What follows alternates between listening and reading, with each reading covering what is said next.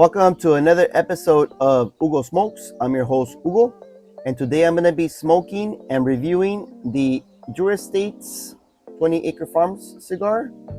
This here is a 6x52 Toro with an Ecuador, Connecticut wrapper over Honduran Habano binder, over fillers from Nicaragua, from Condega and Esteli, and sun-grown fillers from Florida, which are actually grown in Corona Cigar's founder Jev's Boreshewicz 20 Acre Farms, hence the name 20 Acre Farms. And the cigar is blended by none other than Estates Willie Herrera. Obviously, it's from Estate. Previous experience with Estate, ample.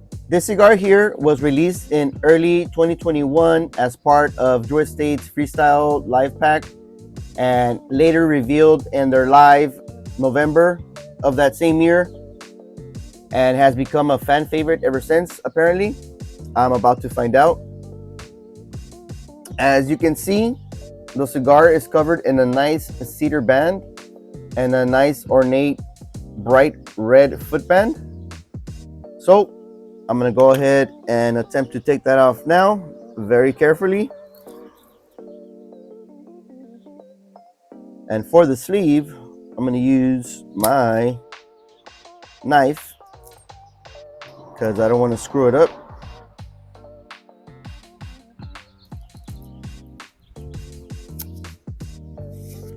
There we go.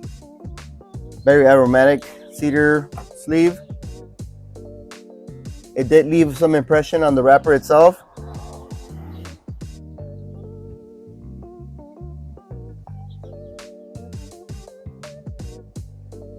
Getting a light tobacco aroma from the foot. Oh, right, tobacco. But also it's a little bit sweet.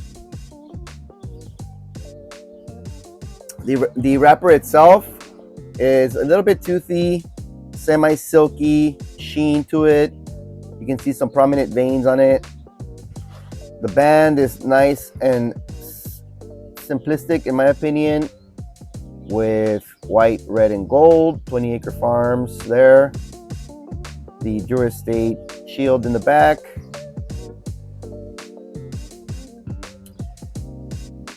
All right, let's go ahead and cut it up and test the draw. I'm going to be straight cutting this one today.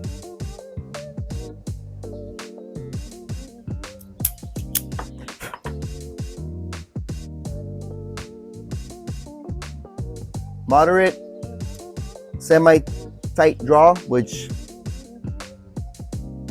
I tend to like.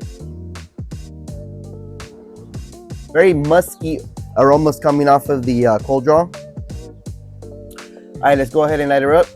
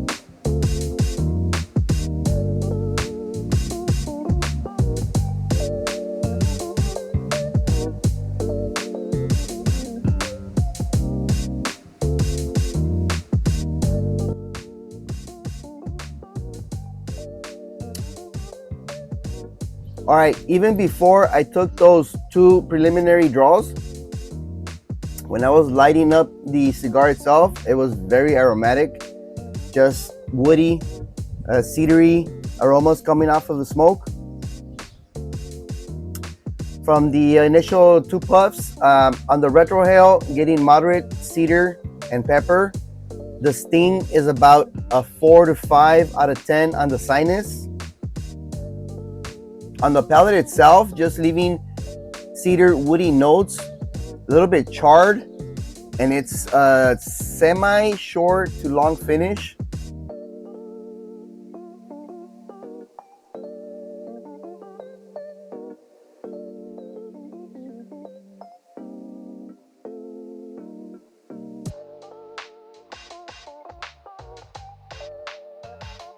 There's a sweet component that starts to show up a little bit, but I can't really detect it yet. Hopefully, smoking it down the first third, it'll develop a little bit more. By the way, I forgot to mention that this cigar was donated into the channel by my buddy Enzo in a bomb he sent over. So thank you, Enzo. This is his favorite Connecticut, so we shall see how it treats us. I'll be back after smoking it down past the first third.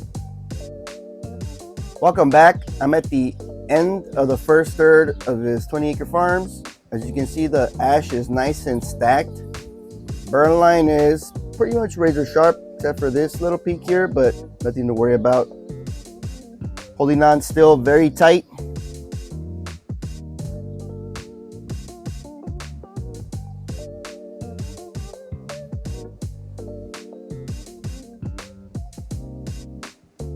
Still plenty of smoke from this Drew Estate, which is pretty characteristic of the brand. As far as the notes I'm getting from this cigar, it's just mainly heavy pepper on the palate with some cedar. However, there's a lingering nutty sweet note, kind of like a vanilla flavor as well. On the retro, just cedar and pepper. The sting continues to be a 4 to 5 out of 10, so it's a little bit punchy. Again, guys, if you're new to my channel, my goal for this year is to try more Connecticut's. So this is like number 3 that I'm trying this year, something like that. I'm looking forward to try a lot more. Other than that, that's pretty much all I'm getting.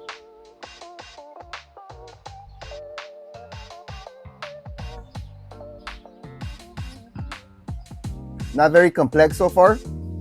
But yeah, let me keep smoking this down past the second third, somewhere around here, and I'll be back for my next update. Welcome back. I'm at the end of the second third of this 20 Acre Farm. The burn line is pretty much razor sharp. As you can see, the ash just fell before this take, but it's still grayish white and still producing lots of smoke.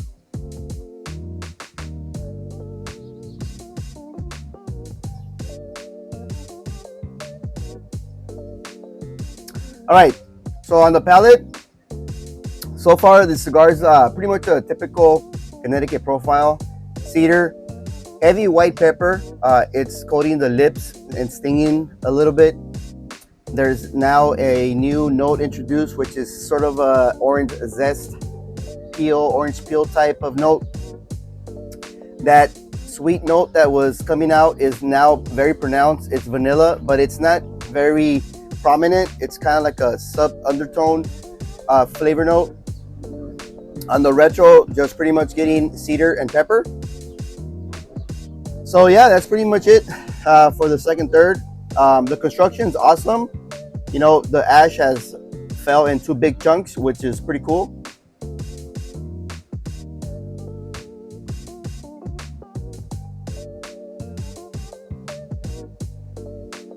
So it's not wowing me, but you know, it's not a bad cigar, but it's not like a out of this world cigar. Let's see what the last third has in store for us. Let me smoke this down as far as I can, and I'll be back for my last update and closing thoughts on this 20 Acre Farms.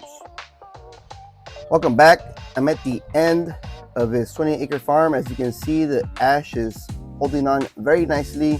The burn line is razor sharp. Great construction on this 20 Acre Farms, and still getting lots of smoke.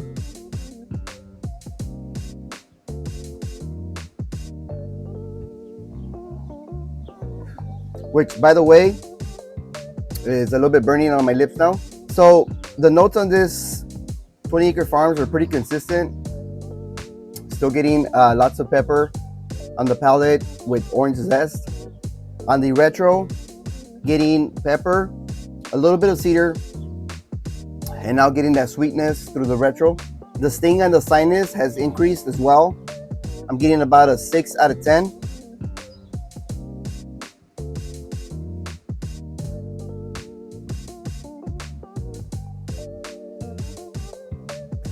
So overall, it's a decent Connecticut, pretty typical profile. In my opinion, is it worth a box? Not really. I would say a 5-pack, and it's been burning for about an hour and 40 minutes. It's pretty good for a Toro. The price point on this Toro is about $14 for a single, about $70 for a 5-pack, and $250 for a box of 20. So in my opinion, not really a box worthy stick, more like a 5-pack. So that's gonna be today's rating. Thank you very much, Enzo, for sending this over for me to try. As always, don't forget to comment, like, and subscribe, and I'll catch you guys in the next one.